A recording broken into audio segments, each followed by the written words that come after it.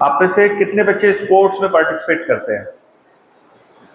किसी भी स्पोर्ट्स में, गुल्ली डंडा को छोड़ के। स्कूल में अगर स्पोर्ट्स में पार्टिसिपेट करते हैं तो हम खेलते हैं या सीखते हैं? क्या सीखते हैं? स्पोर्ट्समैनशिप। Very good. हम अपने अंदर किसी टेक्निक को डेवलप करना सीखते हैं। फुटबॉल खेलते हैं, ग्रुप गेम होता है, आपस में कोऑर्डिनेशन सीखते हैं, एक दूसरे को पास करना, से कम्युनिकेशन होता है, बोलने की जरूरत नहीं है, बोलेंगे तो फाउल हो जाएगा और रेफरी बाहर भेज देगा, है ना। तो हम आंखों से, बॉडी लैंग्वेज से क्या चीज सीख रहे हैं? Communication skill. इस सीखने की प्रक्रिया में हम दो चीजें सीख रहे हैं। एक, ध्यान से बात को सुनना, सुनी हुई बात को याद रखना, और जो याद है उसको अपने जीवन में अपनाना। ये देश का नाम क्या है? क्या नाम है? सुनाई नहीं दिया। भारत है हमारे देश का नाम, पूरा नाम है भारतवर्ष। ये देश अभी बना है या बहुत पुराना है? बहुत पुराना है, तो हमारा कुछ इतिहास भी होगा। तो लगभग कितना पुराना होगा हमारा देश? कुछ अंदाजा? 5,000 साल, 10,000 साल, कितना पुराना होगा? ये कैसे पता लगाएंगे? पुराने लिखे हुए कोई पुस्तक में समय का कोई जिक्र हो कि उस समय ये घटना घटी, तो यानी उस समय तो हम थे, इसी से पता लगाएंगे।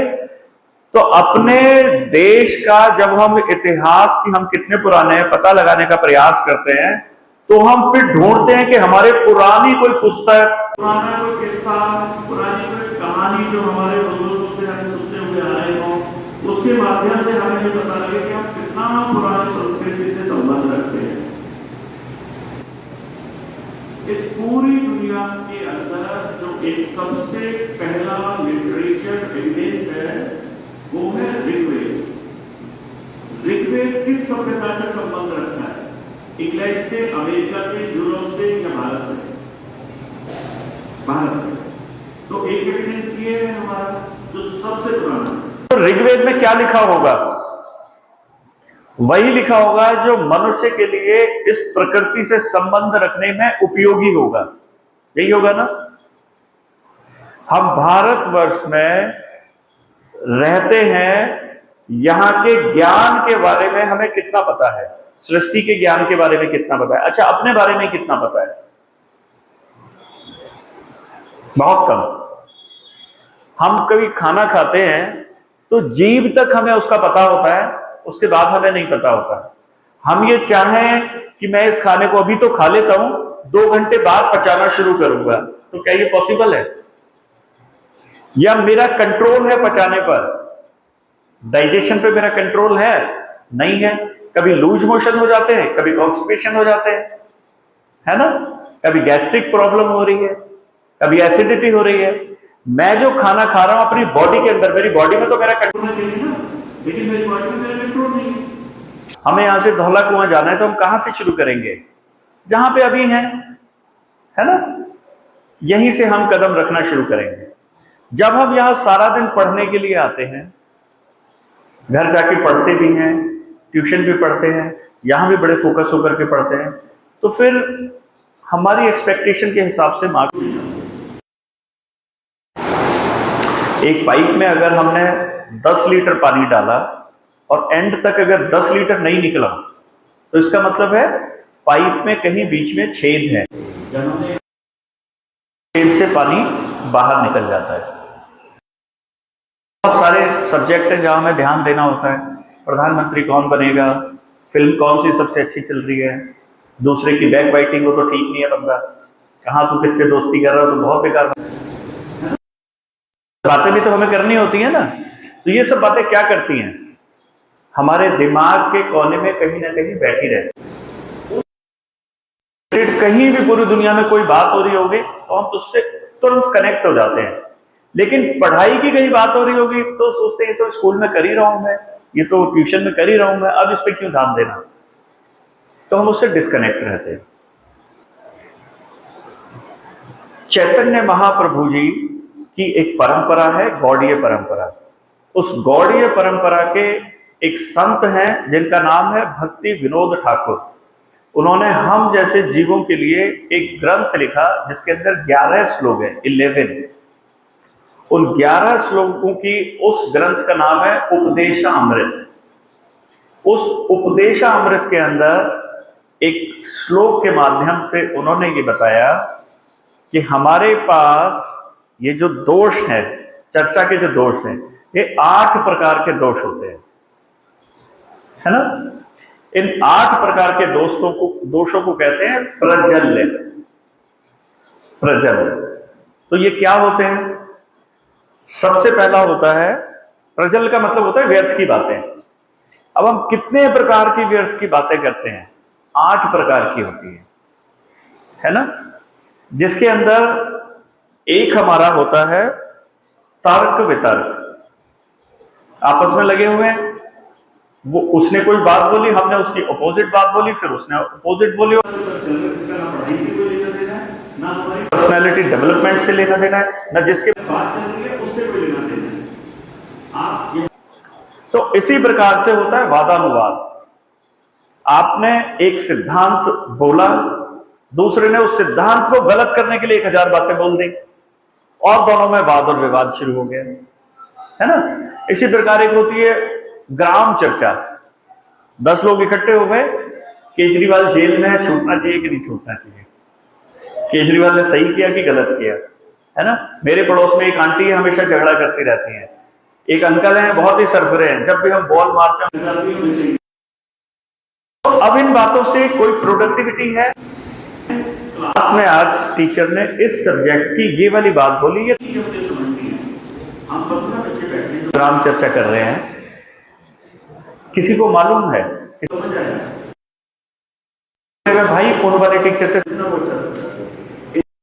भाई उस वाली बुक के अंदर लिखा हुआ वहां देख लेना, इस वर्ड को मैंने गूगल पे चेक किया था, आप वहां से चेक कर लेना। तो ये पॉजिटिविटी हुई, क्रिएटिविटी हुई, इनोवेशन हुआ, इससे हम आगे बढ़ेंगे। पर कितना हम करते हैं नहीं कर पाते। जो हमारे सब्जेक्ट से रिलेटेड चीज होती है, हमारा सब्जेक्ट क्या है आज की डेट में? सीखना, पढ़ना मत बोलना, है ना। पढ़ना एक आधा वर्ड है, उसकी सेंस इनकम्प्लीट है। सीखने की जो हमारी प्रक्रिया है, उस प्रक्रिया में आपस में बैठना, जो हम बैठते हैं, है ना, अपने उद्देश्य के साथ रिलेटेड करना। हम यहां जितनी भी देर आते हैं, ट्यूशन में जितनी भी देर जाते हैं, घर में जितनी भी देर जाते हैं, वो हमारा टाइम है। वो हमारा टाइम हमारी लाइफ से कंसर्न होना चाहिए, है ना। और बहुत सारे लोग बहुत सारी चीज सीखने के लिए बार बार प्रयास करते हैं और थोड़े दिन बाद उन्हें लगता है ये नहीं है, शायद मेरे में कोई कमी है, मेरा भाग्य शायद मेरे भाग्य भी नहीं है ना, मेरे भाग्य में असफलता ही है। हम ऐसा सोचते हैं। पर भगवान क्या सोचते हैं जिन्होंने ये पूरी सृष्टि बनाई है ना। वो कहते हैं सफलता सभी के भाग्य में है। किसी को 5 बार प्रयास से मिलेगी, किसी को 2 बार प्रयास से मिलेगी, किसी को 10 बार प्रयास से मिलेगी। लेकिन लगातार बार बार आप प्रयास करते रहेंगे तो सफलता आपको जरूर मिलेगी, क्योंकि भगवान ने सभी के भाग्य में सफलता लिखी है। हम प्रयास कम करते हैं, पूरी डेंसिटी से नहीं करते, बीच में छोड़ देते हैं। तो इसी के लिए भक्ति विनोद ठाकुर जी ने लिखा है, सीखने में उत्साह बना करके रखो।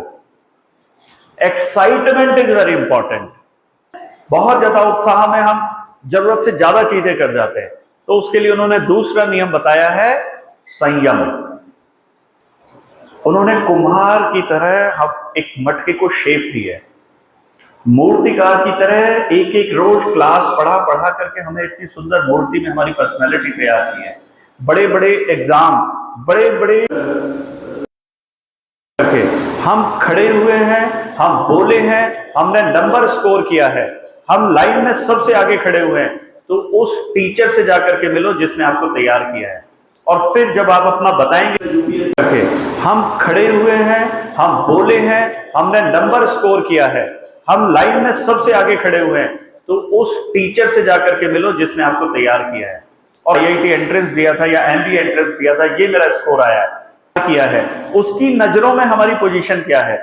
मन का निग्रह करना, मन को कंट्रोल करना, सो दो निग्रह में बहुत ही ज्यादा मुश्किल काम है। मैं ये मान रहा हूं, भगवान मान रहे हैं कि हमें अपने मन को कंट्रोल करना बहुत ही मुश्किल काम है, पर फिर क्या कहते हैं,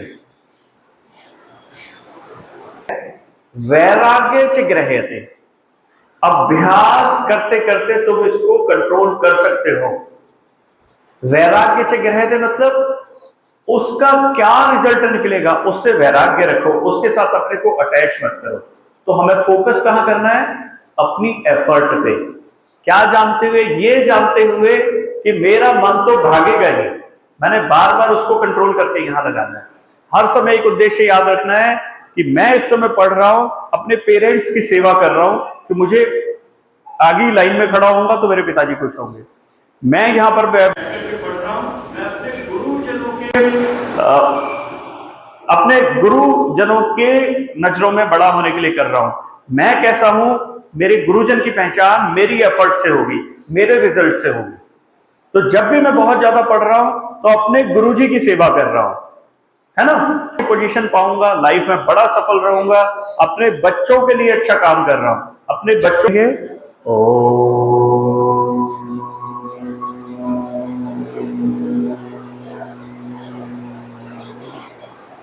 एक बार फिर पेट में सांस भरिए, पूरा बाहर छोड़ेंगे।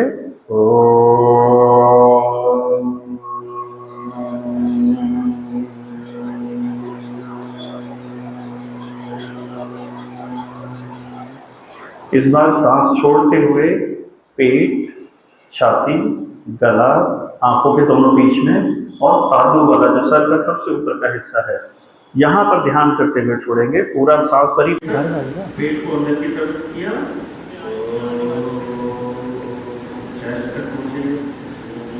पूरा पेट में सांस भरें, छोड़ें।